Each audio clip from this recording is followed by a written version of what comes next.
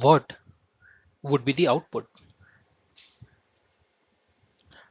Hash include stdio.h, int main, int k, float j is equal to 2.0, switch k is equal to j plus 1.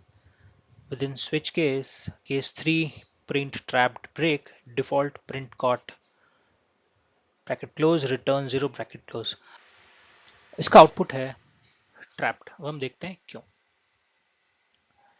So, यहाँ int k, float j is equal to 2.0, switch k is equal to j plus 1. j का type है float and we know that switch case के अंदर float नहीं use हो सकता, it will give a compilation error, but ये programme properly compile करेगा. क्यों? We'll see that.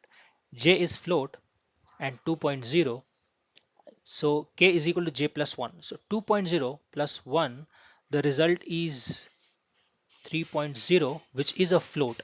अब ये float 3.0 को हम assign कर रहे हैं k में, which is an integer. So k becomes 3. Now since इस switch के अंदर this value is 3, it will go and hit this case 3. Case 3 printf trapped.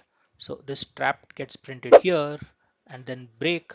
Once we break, the control goes to this return statement and hence this is the output.